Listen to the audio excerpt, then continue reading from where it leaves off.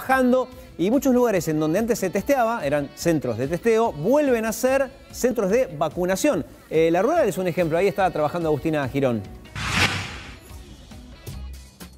Hola Diego, muy buen día. Sí, lo que sucede tiene que ver con la vacunación, como vos lo mencionabas recién.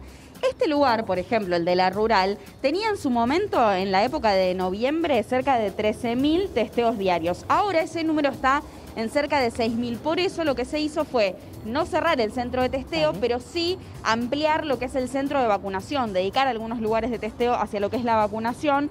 Y de hecho se aumentaron de 30 a 50 los puestos de vacunación aquí en la Rural.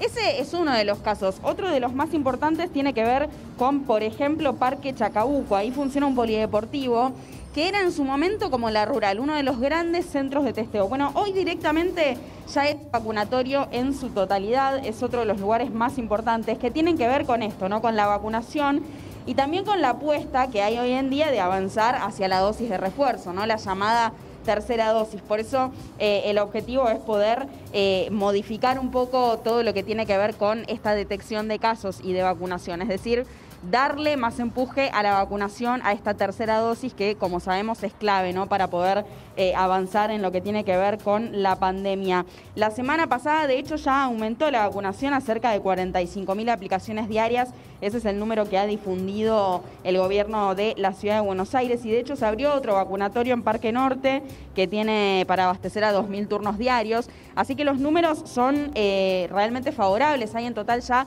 29 vacunatorios, pero claro, queríamos mostrarte este ejemplo, ¿no? El de la Rural, porque como te decía antes, los números hablan por sí solos. Había cerca de 13.000 turnos de testeos aquí entre noviembre y diciembre y ahora ese número está en cerca de 6.000, por eso se aumentaron de 30 a 50 los centros, las postas de vacunación aquí dentro de la Rural, un número que, como te decía, habla por sí solo. Es muy importante, tiene que ver con estas dosis de refuerzo, la famosa tercera dosis, que por supuesto hay que alentar, y habla mucho de lo que está sucediendo aquí en la ciudad de Buenos Aires, algo que de hecho ayer decía también el ministro Quirós, ¿no? El descenso de casos que se está registrando y que por supuesto aquí celebramos.